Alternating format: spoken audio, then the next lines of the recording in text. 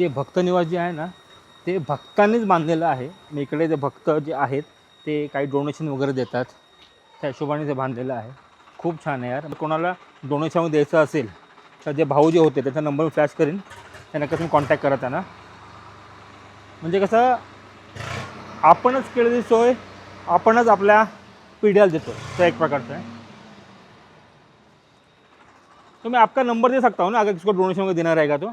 हाँ, तुम्हाला कोणालाही डोनेशन वगैरे द्यायचं असेल ना, त्यांचा नंबर मी फ्लॅश करीन, नक्कीच तुम्ही त्यांना कॉन्टॅक्ट करू शकता. मंदिराचं हे पण देतात QR कोड वगैरे. QR कोड पण असतं ना. हां, ओके ओके. आता इकडे QR कोड वगैरे पण आहे बघा. हे तुम्ही डायरेक्टली स्कॅन करू शकता. त्याचा फोटो मी साईडला मेन्शन करतो आहे, ते तुम्हाला डायरेक्ट करत तुम्ही करू शकता. हे बघा इकडे. तर आता आनंद साहेब आपल्याला पूर्ण माहिती सांगतील, नीटपणे ऐका. गुरुदेव दत्त। मेरा नाम आनंद बोल के मैं यहाँ पे सेवा करता हूँ। आप लोगों ने गुरु चरित्र में सायमदेव के बारे में पढ़ चुका है। सायमदेव नरसिंह सरस्वती का पट्टा शिष्य और नरसिंह सरस्वती दत्त महाराज का दूसरा अवतार। पहला अवतार श्रीपाद श्री वल्लभ, दूसरा अवतार नरसिंह सरस्वती। नरसिंह सरस्वती जी का 4 पट्टा शिष्य, सायमदेव, नंदीनामा, नरहरि, सिद्धमुनि। इसमें एक पट्टा शिष्य सायमदेव का ये जन्मस्थान और यहाँ पे सायमदेव का 5 पीढ़ियों तक जन्म हुआ स्थान है। सायमदेव, नागनाथ, देवराय, गंगाधर, सरस्वती। ये सरस्वती जन्म से मंद बड़ा होते अनपढ़ था, इसके वजह से इनको कोई कन्या दिया नहीं है, तो भी इन्हीं के हाथ से ये गुरुचरित्र निर्माण हुआ है। कारण सायमदेव जी 28 साल महाराज की सेवा के लिए गाणगापुर में था, पूरा परिवार के साथ। ये सेवा करते करते महाराज के ऊपर एक श्लोक निर्माण किया उन्होंने। वो श्लोक एक गायन के रूप में समर्पण कर लिया। वो अभी भी आपका मराठी गुरुचरित्र में कन्नड़ मीनिंग में उल्लेख है। वो उनके सामने एक गायन के रूप में समर्पण कर लिया।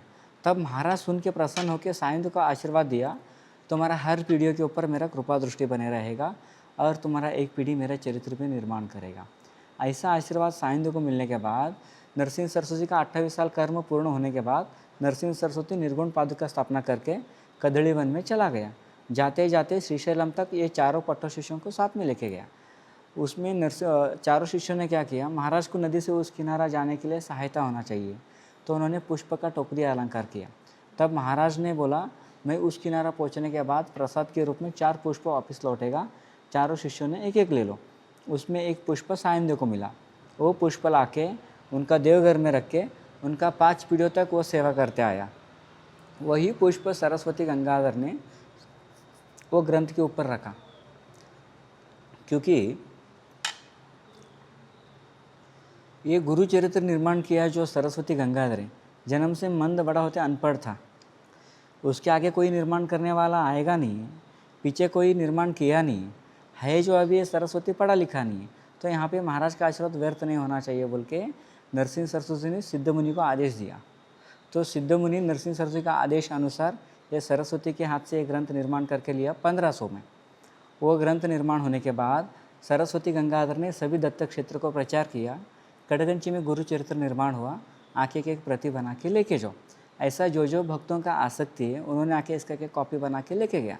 बाद में ये मूल ग्रंथ को लाल कपड़े में बांध के उसके ऊपर वो शेवंती पुष्प रख के दोनों मिला के एक तांबे के पेटी में डाल के देवघर में ज़मीन खोद के उसको गुप्त किया। क्यों गुप्त किया बोले तो उस समय जो अपना कलबुर्गी बोले तो गुलबर्गा, ये गुलबर्गा हैदराबाद निजामों के आडಳಿत में थे। ये कड़गंची कलबुर्गी जिला में आता है। इस सरस्वती गंगाधर का विचार आया, मैं पढ़ा लिखा नहीं है और गांव के लोग पागल बोलता है, तो भी मेरा हाथ से एक ग्रंथ निर्माण हुआ, तो ये दत्त भक्तों के लिए स्वयं दत्त महाराज का स्वरूप ही होगा। 5वां वेद बोलेगा तो भी हरकत नहीं है, तो निजाम लोगों को क्या पता चलेगा, नुकसान करेगा। इसके वजह से उसका कॉपी सभी तरफ फैला के मूल को गुप्त करके यहाँ से जाने के बाद ये सायमदेव का घर 450 साल तक पड़िक था, क्योंकि सरस्वती पहले से ब्रह्मचारी, जाने के बाद घर में कोई नहीं रहेगा तो घर खराब होते ही जाएगा। 1952 में है गुरुनाथ बाबा दंडोती महाराज बोल के, इनका जन्म है हैदराबाद। ये हैदराबाद से दंड नमस्कार डालते गाणगापुर तक आया है। ऐसा आके गाणगापुर निर्गुण पादुका के सामने ध्यान के लिए बैठा तो इनको सायमदेव का जन्मस्थान के बारे में दृष्टांत हुआ। तब उन्होंने गुरुचरित्र के अनुसार जन्मस्थान कड़गंची पहचाना। कड़गंची में आके दृष्टांत के अनुसार सायमदेव का घर पहचाना। घर पहचान के रोने लगा, कारण ये गांव में 7 से 8 हज़ार उस समय का पॉपुलेशन, लेकिन एक भी दत्त भक्त नहीं था। ये सायमदेव का जगह सुबह उठ के गंदगी करने के लिए उपयोग करके लेता था। ऐसा परिस्थिति देख के उन्होंने दुखित हुआ और क्लीन करने का काम भी चालू किया। वही समय में गांव के एक लड़का शिवा शरण अप्पा बोल के 11 साल का लड़का था। दंडौती महाराज ने उनको साथ में लिया क्लीन करने के लिए। दोनों मिलकर क्लीन करते करते सायन देव को देवघर में चला गया तो उनके सामने से एक सांप दीवार में जाता हुआ दिखा। तो दंडौती महाराज को ऐसा बुद्धि आया, महाराज हमको कुछ सूचना देने का प्रयास कर रहा है। तो वहाँ से 4 पत्थर निकाला तो उनको पादुका मिला। वो पादुका उनके सिर के ऊपर रख लेके ध्यान में लीन हुआ। तो उस पादुका के बारे में पता चलते ही गांव के मुखंडों को इकट्ठा करके और शिवशरणप्पा को सामने खड़ा करके कहा, ये साधारण पादुका नहीं है, नरसिंह और सरस्वती महाराज ने साईं देव महाराज को पूजा के लिए दिया हुआ पादुका और साईं देव महाराज ने पूजा किया हुआ पादुका। जैसा गाणगापुर का निर्गुण पादुका है, ऐसा एक कड़गंची का करुणा पादुका बोल के जिधर अभी मूर्ति है वहाँ पे पादुका स्थापना किया। स्थापना करते करते विचार आया, ऐसा ही छोड़ के गए तो आगे साईं देव का घर को कोई ना कोई कब्जा करेगा, क्योंकि इसको कोई पूछने वाला नहीं है। घर बांधेगा या कुछ बिजनेस करेगा, लेकिन कोई गुरु चरित्र के अनुसार मेरे जैसा कड़गंची में आया, कुछ मिला नहीं है, तो ग्रंथ निर्माण किया हुआ कड़गंची दूसरा है क्या, ऐसा बोलने का परिस्थिति नहीं आना चाहिए। इसके वजह से उन्होंने पडिक देवघर को छत डाल के मंदिर का रूप दिया। यह सब करके जाते समय में भी एक व्यक्ति ने उनको पूछा, इतना सब निर्माण करके जा रहा है तो इसको आगे कौन संभालेगा। उन्होंने बोला, मेरे को दृष्टांत होने से पहले इस स्थान के लिए एक व्यक्ति का जन्म हुआ, वो व्यक्ति पूर्ण रूप से निर्माण होकर आने के लिए थोड़ा समय लगेगा, तब तक इसको कोई ना कोई संभालना चाहिए। ऐसा बोल के बगल में कुलकर्णी लोग बोले तो ब्राह्मण्स रहते, वो लोगों को बुला के बोला, इसका कोई संतति नहीं कारण की वजह से ये परिस्थिति निर्माण हुआ है। जो इस स्थान के लिए व्यक्ति का जन्म हुआ वो आने तक आप इसको संभालो और आने वाले भक्तों को पूजा पाठ का व्यवस्था रखो। वो आने के बाद मैंने जो शुरू किया वो आके पूर्ण करेगा, कारण उसका जन्म ही इस स्थान के लिए हुआ है। ऐसा बोल के जिसको क्या नहीं होना बोल के चाबी दिया, वो लोगों ने 2-3 साल में वही परिस्थिति निर्माण किया। ये साईं देव का घर का जगह खुद के नाम से कब्जा करके लिया और आने वाले भक्तों को कहते गया, हम साईं देव का वंशज है, और मूल गुरु चरित्र देवघर की दीवार में छुपा के रखा। ऐसा ये लोग 1980 तक कहते आया। 1980 में उनके फैमिली प्रॉब्लम की वजह से उनका खुद का प्रॉपर्टी डिवाइड होने लगा। तब जिसके नाम से ये साईं देव का घर था, उसका छोटा भाई साईं देव के घर में आके चिल्लाने का चालू किया, ऐसा, अरे ये एक साईं देव का घर का जगह, बोले तो एक मंदिर का जगह आज तुम्हारे नाम से हुआ है, कोई तुमको दान बोल के दिया या तूने खरीदा गया या तेरे को कोई दत्तक बोल के लिया है, कुछ भी नहीं है, तो भी आज तेरे नाम से है, तो सब प्रॉपर्टी के साथ इसमें भी मेरे को आधा प्रॉपर्टी चाहिए। ऐसा बोल के चिल्लाते समय में गांव के लोगों को पता चला ये लोगों ने जगह कब्जा किया हुआ है। और ये जो शिव शरणप्पा बोल के 11 साल का लड़का था, साईं देव के घर के बगल में उनका घर, एक 3 फीट गली का अंतर। जब से साईं देव था तब से उनका पूर्वजों से उन्होंने पड़ोसी। उनको ये सब सुनते ही प्रेरणा हुआ, मंदिर को मंदिर ही बन के रहा, कोई ना कोई साधु सत्पुरुष या कर्मों के अनुसार भक्त लोग दर्शन के लिए आएगा। ऐसे लोगों के ताबे में गया। दंडौती महाराज आने से पहले जो परिस्थिति था, फिर वही परिस्थिति निर्माण हो जाएगा, जाके झगड़ा रुको।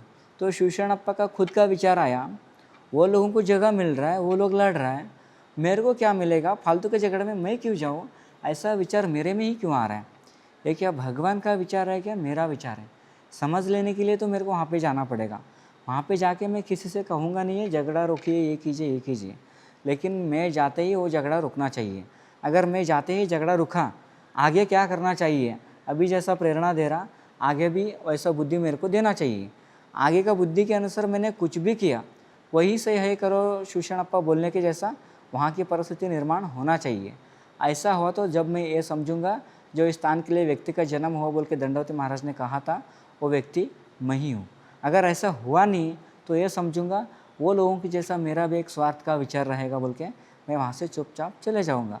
ये सब खाली 2 मिनट में निर्माण होना चाहिए, ऐसा संकल्प लेके उन्होंने आने लगा। शिवशरणप्पा को देखते वो लोग यहाँ से भाग गया। जाने के बाद गांव के लोगों ने आके शिवशरणप्पा को कहा, अप्पा तुम जो करने वाले करो, हम आपके पीछे खड़ा है।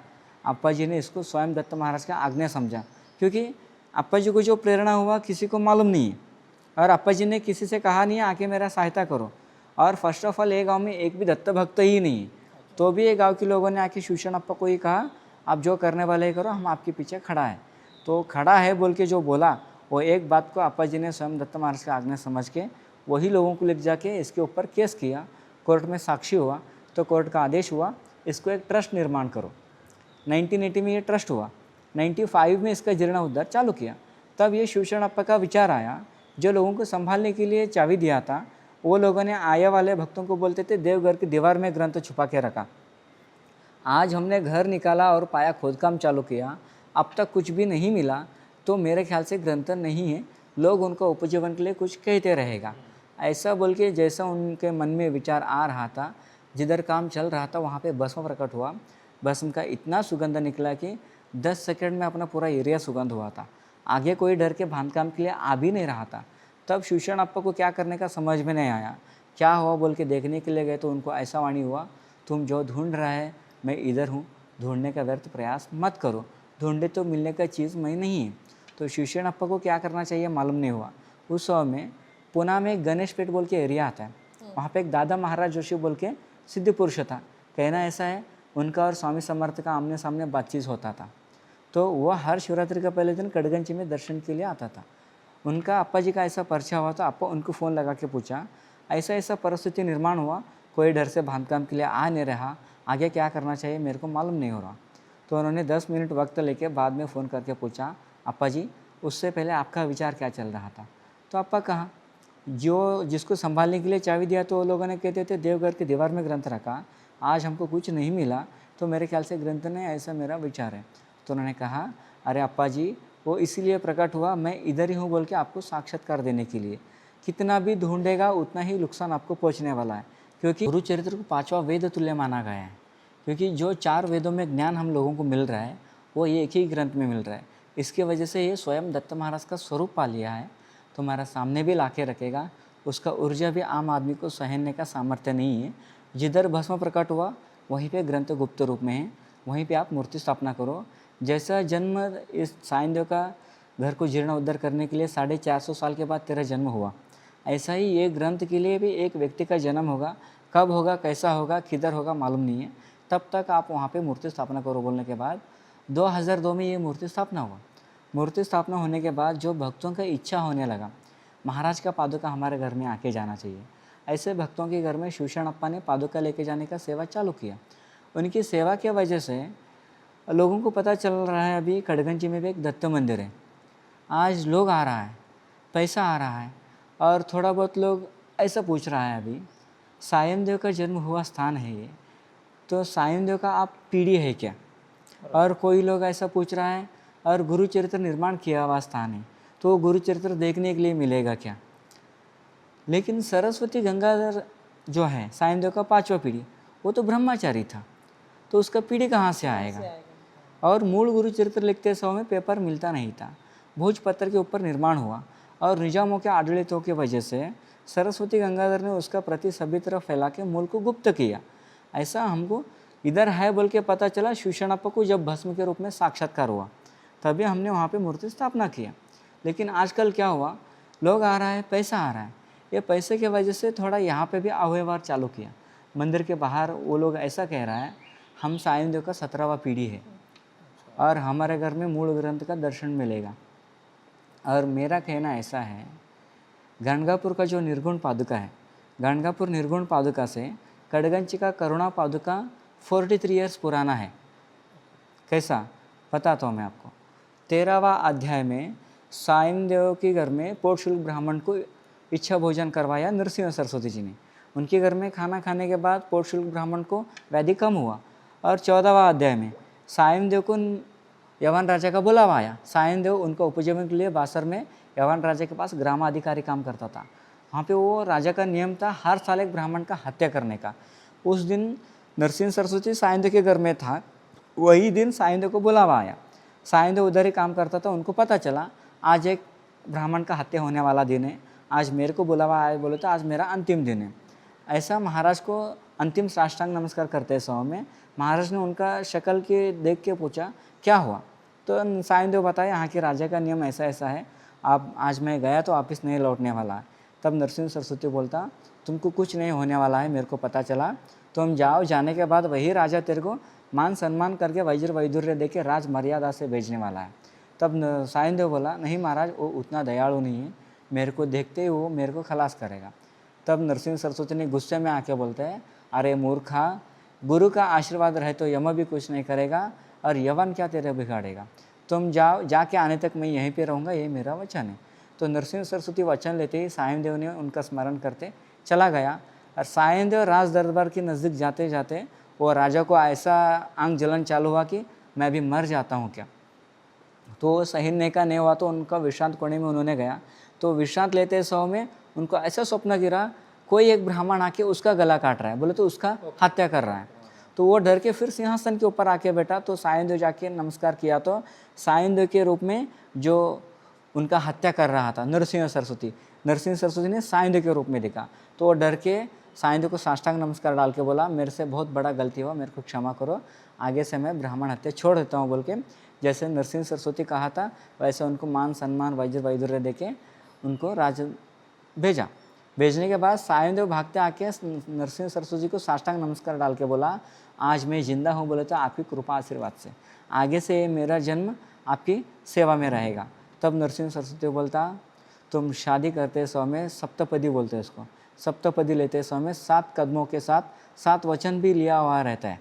वो 7 वचनों का पूर्ण होने तक तुम मेरा शिष्य बनने का अधिकार नहीं है, मैं तेरा गुरु बनने का भी अधिकार नहीं है, क्योंकि मैं एक ब्रह्मचारी एक जगह में 3 दिन से ज़्यादा रुक नहीं सकता। तुम एक सांसारिक मेरे साथ बीवी बच्चों को लेकर भागदौड़ नहीं कर सकता। 15 साल के बाद मैं तुम्हारा जन्मस्थान कड़गंची के बगल में आऊँगा, वहाँ पे तुम्हारा पूरा परिवार को दीक्षा दे देता हूँ। तब सायन देव बोला, 15 साल में मेरा सांसारिक जीवन में मैं भूल गए तो क्या करूँ। तब नरसिंह सरस्वती ने ये पादुका प्रकट करके सायन देव के हाथ के ऊपर रख के बोलता, ये पादुका को तुम जितना सेवा करेगा वो सेवा मेरे को रोज़ के रोज़ मिलते जाएगा और तुम्हारा सेवा भी चलते रहेगा और तुमको ध्यान में भी रहेगा बोल के पादुका देने के बाद बोला, यहाँ पे निजामों के पास अभी काम मत करो, तुम्हारा जन्मस्थान कड़गंची चले जाओ। तो सायन देव कड़गंची में आया, 15 साल तक पादुका का पूजा पाठ किया और 15 साल के बाद नरसिंह सरस्वती आया गणगापुर में।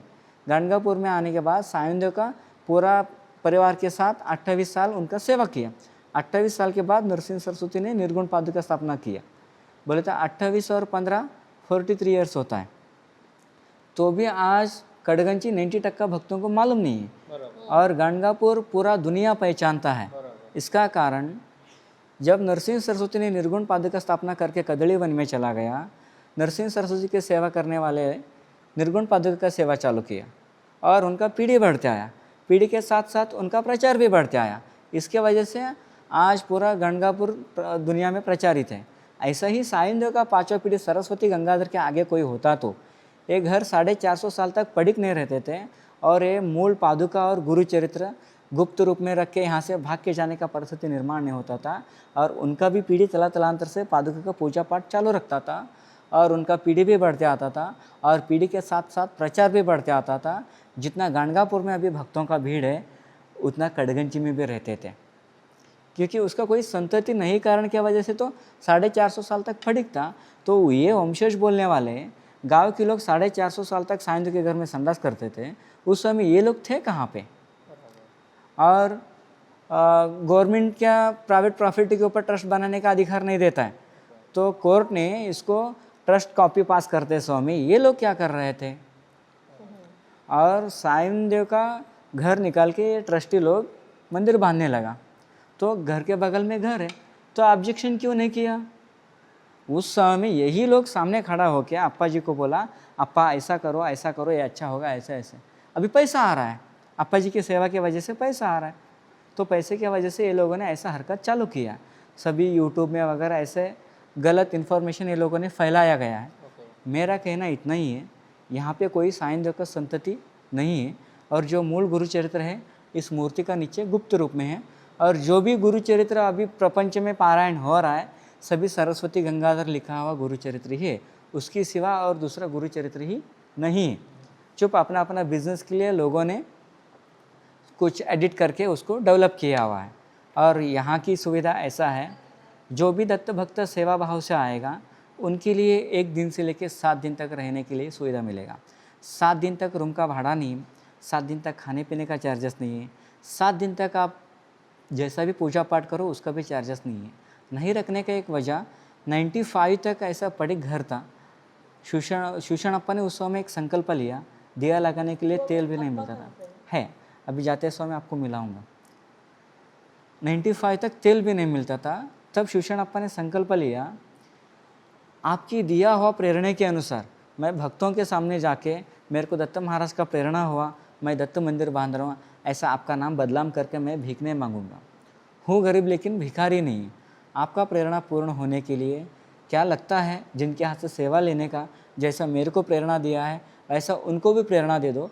जब वो भक्त स्वेच्छा से लाके देने का चालू करेगा, इसका जीर्णोद्धार मैं चालू करूँगा और तब तक चालू रखता हूँ जब तक आने का बंद नहीं होता है। ऐसा 95 में संकल्प लिया। आज तक किसी को भी दीजिए बोल के मांगा नहीं है और मांगने वाले को इस मंदिर में जगह नहीं दिया। तो भी आज इस मंदिर का, इस संस्थान का, सायेंद्र दत्त ट्रस्ट समिति बोल के इस संस्थान का नाम है, कम से कम 8 से 8.5 करोड़ तक काम हो चुका है। इसमें 1 रुपया हमारा भी नहीं है और ये गांव के लोगों का नहीं है और कौन सा भी गवर्नमेंट का नहीं है, और खाली है भक्तों का। और भक्तों में पुणे मुंबई का 70% डोनेशन इसमें है। और सुबह 6 बजे आया, मूर्ति का पूजा आप लोग खुद कर सकते हैं। यहाँ पे कोई जात पात का भेदभाव नहीं रखा, स्त्री पुरुषों का भेदभाव नहीं है, कोई गरीब अमीरों का भेदभाव नहीं है।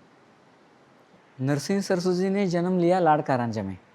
उन्होंने श्रीपाद श्री वल्लभ जी की जन्म में ही उनका माता जी को आशीर्वाद दिया था, मैं तुम्हारा पेट में जन्म लूँगा और मेरा जन्म होगा लोक कल्याण के लिए, और मेरा 12 उम्र के बाद मैं लोक कल्याण के लिए, संचार के लिए निकलूँगा। जब आप लोग मेरे को रुकाने का नहीं है, अगर ये बात को आप मानने हैं तो मैं आपके गोद में जन्म लेता हूँ। वो ताई ने हाँ कहने के बाद उनका पेट में जन्म हुआ। जन्म होने के बाद उनका जन्म होते ही ओम बोल के उल्लेख किया नरसिंह सरस्वती जी ने।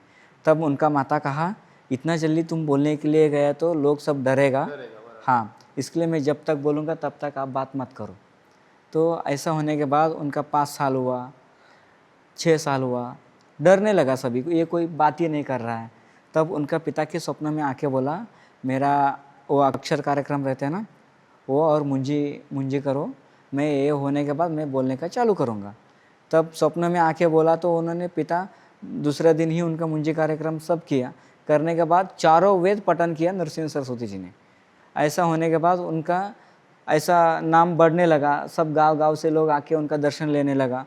तो ऐसा उनका 12 साल उम्र हो गया। उनका 12 उम्र होने के बाद उन्होंने बोला, माँ मैं ब्रह्मचारित्व मैं स्वीकार करता हूँ और मैं लोक संचार के लिए जाता हूँ। तब उनका माता बोला, बेटा जो 2 बच्चे हैं वो अंगविकल है और अपना बुढ़ापन में अपने को कौन सहारा बनेगा, तू बाहर गए तो हमको कौन सहारा बनेगा। तब नरसिंह सरस्वती ने उनका दिव्य हस्त वो दोनों भाइयों के ऊपर रखता है। तो वो दोनों ने सशक्त होके उन्होंने भी, ये दोनों ने एक मंदिर में सेवा करेगा और ये दोनों ने आपको अच्छा पालन पोषण करेगा। ऐसा बोल के नरसिंह सरस्वती माता पिता का आशीर्वाद लेके पहला गया काशी, वाराणसी। वहाँ पे उनका 12 साल शिक्षण पूर्ण किया और वहाँ से आया नरसंबावाड़ी। उन्होंने उनका वहाँ पे 16 साल तपस्या किया और वहाँ से उन्होंने फिर लाड़कारांजा आया माता पिता जी के पास। वहाँ पे माता पिता को मिला और गांव के लोगों को सबको दर्शन दिया और उनका बहन को उपदेश किया, क्योंकि उनका बहन का विचार ऐसा था, मैं भी आपकी जैसा सन्यासी नहीं बनूंगा। तब उन्होंने बोला, एक स्त्री का जन्म पावन होगा जब मातृत्व पाएगा। ऐसा उनको उपदेश करके उन्होंने लोक संचार के लिए निकला। नरसंबावाड़ी में एक पाद का स्थापना किया और वहाँ से लोक संचार करते करते आया बासर, कड़गंज में, बासर नांदेड़ जिला में आता। नांदेड़ में, ओके। हाँ, वहाँ पे सायनदेव उपजीवन के लिए यमन राजा के पास काम करता था ना। सायनदेव नरसिंह सरस्वती ने वहाँ पे एक नदी है, गोदावरी नदी है, ओके। वो नदी किनारा एक सरस्वती मंदिर भी है। वो बहुत पुराना मंदिर है, हजारों साल का उसका हिस्ट्री है। तो वहाँ पे नरसिंह सरस्वती विश्रांति के लिए बैठा था। वही 100 में एक पोटशुल्क ब्राह्मण, उसको ऐसा पेट दर्द था, सभी वैद्यों को दिखाया तो भी उसका पेट व्याधि कम नहीं हुआ और खाने के ही डर के हफ्ते में एक खाना खाता था। हफ्ते में एक ही खाना खाया तो भी मरने जैसा पेट दर्द होता था। भूखा दर्द भी सहन नहीं पाया और खा भी नहीं पाया। इसके वजह से उसका आखिरी मार्ग आत्महत्या। तो कमर को रस्सी बांध के, रस्सी को एक पत्थर बांध के वही नदी में आत्महत्या करने का प्रयत्न में था। तब नरसिंह सरस्वती ने उनका तरफ दृष्टि गया तो उनका शिष्यों से उनको बुला के पूछा, तुम ऐसा क्यों कर रहे हैं, आत्महत्या महापाप होता है। तो उन्होंने बोला महाराज मेरे को ऐसा ऐसा पेट तकलीफ है, मेरे को इसका कुछ रास्ता नहीं मिल रहा है, इसलिए मेरा आखिरी मार्ग मैं आत्महत्या कर रहा हूँ। उस स्वामी बोला तुम इधर बैठो, मेरे पास इसके लिए औषध है। तो सायन देव ने स्नान करके जा रहा था। सायन देव कौन है नरसिंह सरस्वती को पता नहीं है, और नरसिंह सरस्वती कौन है सायन देव को पता नहीं है। लेकिन सायन देव नरसिंह सरस्वती को देखते ही जाते हुए रोड के ऊपर ही उन्होंने साष्टांग नमस्कार डाला। उनका एक ही नमस्कार में नरसिंह सरस्वती ने इतना उसके ऊपर प्रसन्न हुआ कि वही जगह पे पट्ट शिष्य बना सकता था, बराबर। लेकिन बनाया नहीं। वहाँ पे उनको बुला के पूछा तुम कौन है, कहाँ पे रहने वाला, क्या काम करते हैं, नाम क्या है, ऐसा सब पूछने के बाद उन्होंने गुरुचरित्र में ऐसा उनका परिचय दिया। गोत्र माझ्या कौंडिण्य आपस्तंभ शाखेशी, नाम माझ्या सायमदेव असे, वासस्थळ आपले कडगंची से। ऐसा बोलने के बाद वहाँ पे सायमदेव को बोला ये पेट शुल्क ब्राह्मण को तुम्हारे घर में इच्छा भोजन करना। तो सायमदेव बोला एक पेट व्याधि ब्राह्मण है महाराज, मेरे घर में खा के मर गया तो ब्राह्मण तब पाप मेरे को लगेगा। तो ऐसा करो आपके पूरा शिष्यों के साथ एक ब्राह्मण को लेकर आप भी हमारे घर में आ जाइए, मैं सबको प्रसाद का आयोजन करूँगा। तब नरसिंह सरस्वती जी ने पूरा शिष्यों को लेकर सायमदेव के घर में चला गया। वहाँ पे विधि अनुसार महाराज का पूजा पाठ का हुआ, और प्रसाद देते समय में जैसा सायन देव नरसिंह सरस्वती के थाली में डाला, नरसिंह सरस्वती के थाली में डाला, और नरसिंह सरस्वती जी ने वो पोषुल ब्राह्मण का थाली में डाला, उनके थाली से निकल कर उनका थाली में डाला। पेट भरने के बाद जैसा ज़्यादा खाने लगा उसका पेट व्याधि वहीं पे कम हुआ। अच्छा। और वहाँ पे ये सब होने के बाद सायन देव को पादुका देख के उन्होंने फिर लोक संचार के लिए निकला। ये 15 साल लोक संचार करके तीसरा पादुका स्थापना किया गाणगापुर में। गाणगापुर में, ओके। गाणगापुर में ऐसा बोल के वो पादुका स्थापना किया।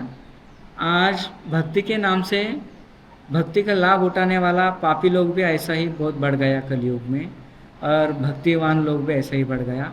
मैं निर्गुण रूप में मैं यहाँ पे वास करूँ, ऐसा बोल के निर्गुण पादुका वहाँ पे स्थापना किया। स्थापना करके उन्होंने कदळीवन में चला गया। ओके जी। गुरुदेव देवदत्त। आज तुम्ही जो फोटो बघतायत ना ह्याच्याबद्दल पण एक माहिती आहे, तुम्ही काय म्हणतात? ये सायन देव का घर था पहले। ओके, ये सायनदेव का। घर को ही अभी ये मंदिर बांधा गया है। बरोबर। ये जो घर दिखता है ना, हाँ, ये उनका देवघर था। ओके ये देवघर को ही अभी गाबर ने निर्माण किया हुआ है। ओके वैसा। और ये आगे का पार्ट तो ये है क्या? हाँ, जितना भी मंदिर बांधा गया, हाँ। ये फोटो में जितना घर दिखता है ना वो पूरा मंदिर हुआ है। मंदिर ही जो बांधा है। छोटा घर है वो गाभारे हुआ। Okay okay. आता ही जी मूर्ती आहे दत्तांची, ही एकाच पाषाणातून बनवली आहे ना? हाँ, एक पत्थर में। एकच पत्थरामध्ये एका पाषाणामध्ये केलेलं आहे, आणि ओरिजिनल जे गुरुचरित्र आहे ह्याच्या खाली येते। हाँ, ह्याच्या खाली येते। ओके, ह्याच्याबद्दल काय माहिती आहे? ये अप्पा जी जब काम शुरू किया, अप्पा जी को ऐसे मंदिर की मूर्ति के बारे में कुछ नॉलेज नहीं था। तब अप्पा जी ने एक व्यक्ति के पास गया, हमको मूर्ति बनाने का है। तो उन्होंने कहा हमको भी एक मूर्ति बनाने का है। तो दोनों मिलके गदग में एक मूर्ति के कार के पास गए। तो उनको जैसा चाहिए था, पहले जिसका रेफरेंस से गया उसको जैसा चाहिए तो उन्होंने बताया, और अप्पा जी को मूर्तिकार पूछने लगा तो अप्पा जी को इसके बारे में कुछ नॉलेज नहीं था। अप्पा जी को जैसा मन में आने लगा वो कहते गए। तो मूर्तिकार ने अप्पा जी को पूछा, अप्पा तुम जैसा कह रहे मैं वैसे बनाऊँ, या जैसा मेरे को अच्छा लगता मैं वही मूर्ति वैसे बनाऊँ? अप्पा जी ने कहा 4 लोग आके देखने का मूर्ति है, आप जैसा आपको अच्छा लगेगा वैसा करो, लेकिन वाह नहीं बोले तो भी परवाह नहीं है, निंदा नहीं करना चाहिए कोई भी। ऐसा बोल के बताने के बाद उन्होंने बोला, अप्पा मैं जब मूर्ति रेडी हुआ बोल के फ़ोन करूँगा तब आप मेरे को फ़ोन करके पूछो, तब तक मेरे को फ़ोन करने का नहीं, डिस्टर्ब नहीं करने का। ऐसा मूर्ति बनाने के ऑर्डर देने के बाद 2 साल के बाद उनका फ़ोन आया, और वो मूर्ति ऐसा किया, पहला पत्थर लिया, लगभग आधा काम हुआ था, पत्थर बिन हुआ, और दूसरा पत्थर लिया, खाली फिनिशिंग का काम चालू था, तो उनको पेट में कुछ अजीब से साउंड आने लगा। तो थोड़ा जोर से मार के देखा तो वहाँ से जिंदा मेंढक और पानी निकला। तो वो भी पत्थर छोड़ दिया, और तीसरा पत्थर लिया। हर गुरुवार जितना जल्दी होते उतना जल्दी उठने का, महाराज का ध्यान में बैठने का। वो ध्यान में बैठे बैठे हाथ में सामान लिया तो उसको होश नहीं रहता था। जब मूर्ति का काम चालू किया तब तक काम हुआ, और कुछ संसार का विचार आने लगा उनकी मूर्ति करते समय में। सामान हाथ से ऑटोमेटिक निकल जाता था। जब सामान हाथ से निकल गया तो उसको होश आता था, तभी पता चलता था मूर्ति का काम आज इतना हुआ है। तो उस समय वो पर्दा बंद किया तो अगले गुरुवार, ऐसा फक्त गुरुवार गुरुवार बनाते बनाते मूर्ति का काम 2 साल बनाया गया है। अच्छा 2 साल बनाने के बाद जिसके रेफरेंस से अप्पा उनके पास गया था, उनको भी लेके गया तो वो पूछा मूर्तिकार को, मूर्तिकार आप शिवशरण अप्पा तुमको क्या दिया और मैंने क्या नहीं दिया, मेरे को ऐसा मूर्ति बना के दिया और शिवशरण अप्पा को ऐसा मूर्ति बना के दिया। तो मूर्तिकार ने कहा तुम मेरा हाथ बांध के काम करवा के लिया है और शिवशरण अप्पा मेरा हाथ खुला छोड़ खुला के छोड़ मूर्ति काम। करवा के लिया, और ये मूर्ति मैंने नहीं बनाया, फक्त मैं निमित्त के लिए इधर हूँ। अप्पा तुम जो कड़गंची में बैठ के मंदिर बांध रहा हूँ ऐसा आपने समझा, तो आपसे बड़ा मूर्ख कोई नहीं। तुम मंदिर नहीं बांध रहे हो वहाँ पे, मैंने मूर्ति यहाँ पे नहीं किया, ये सब भगवान हमारे हाथ से करवा के ले रहा है, ये मूर्ति ही उस स्थान के लिए बनाया गया है, बरोबर। ऐसा बोल के उनको बताया। Okay okay. तर ये इतना बड़ा वो पत्थर था जिसमें से ये पूरा अपना ये पूरा से चांदी से जो है ना, हाँ हाँ उतना वो सब पूरा एक ही मूर्ति में, वो चांदी से हमने ये किया है। एक ही है बराबर, हाँ। पण बड़ा मूर्ति एक ही- पत्थर भी बहुत बड़ा था म्हणजे। बड़ा एक ही एक ही पत्थर है। ओके। और ये साइन देव का ये घर है, ये साईं देव का देवघर, देवघर है ये वैसे। देवघर। और जहाँ पे गुरुचरित्र लिखा साइन देव ने वो गुफा है, वो गुफा है, गुफा है उनका ध्यान गुफा वो, हाँ। और गुरुचरित्र लिखा हुआ गुफा गुफा है, और बराबर। ये उनका घर में ये देवघर। देवघर है उनका, बराबर तसा है। Thank you so much Shri Gurudev Datta.